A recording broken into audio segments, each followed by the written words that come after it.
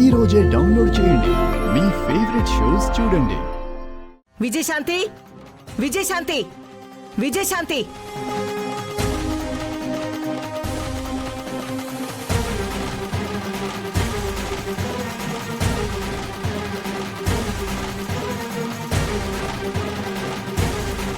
ఏం చేయాలనుకుంటున్నారు మా కుటుంబాన్ని? మీకేదో అన్యాయం జరిగినదని మీ బిడ్డని మా కుటుంబానికి కోడలుగా చేసుకున్నాము. ఇంటికి కష్టం అంటే సాయం చేసినాము, నీకు కష్టం అంటే సాయం చేసినాము. ఇదా ఇదా దానికి మీరిచ్చే ప్రతిఫలమో? నా అల్లుడు ఏం తప్పు చేసినాడని వాడి మీద కేసు ఫైల్ చేసినారో? ఎంత ధైర్యం ఉంటే నా అల్లుడిని అరెస్ట్ చేయిస్తారు? అక్కయ్య గారు, ఒకసారి లోపలికి రండి, మాట్లాడదాం. ఏముండదని మాట్లాడేదమ్మా? నేనేమైనా చుట్టపు చూపుకొచ్చుండానా లోపల కూర్చొని మాట్లాడేదానికి? అల్లుడు గారు, లోపలికెళ్ళి మాట్లాడుకుందాం రండి. ఇక్కడ ఉంటే అందరూ చూస్తారు. ఓ, ఇంటి ముందరిస్తే నలుగురు చూస్తారని భయపడుతుండావు? మా అన్న ఎట్లా ఉంటాడు? ఊళ్ళో ఆయనకి ఎంత విలువ ఉండాది? ఆయన బిడ్డని అరెస్ట్ చేయించినారంటే ఆయనకెంత పరువు పోతుండాది? అంటే తను ఏం చేసినా మేము భరించాలా? ఏదో సాయం చేశారని చిరంజీవి ఇష్టానికి ప్రవర్తిస్తూ ఉంటే చూస్తూ ఉండాలా?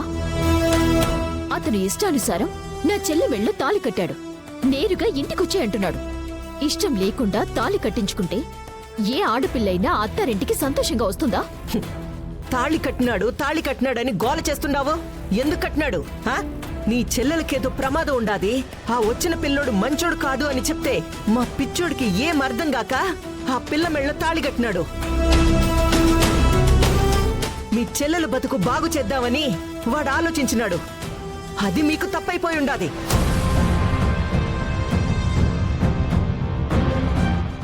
ఇప్పుడేమో నా అల్లుడి మీద కేసు పెట్టి అరెస్ట్ చేయించినారు. మేమేం చేయలేదు.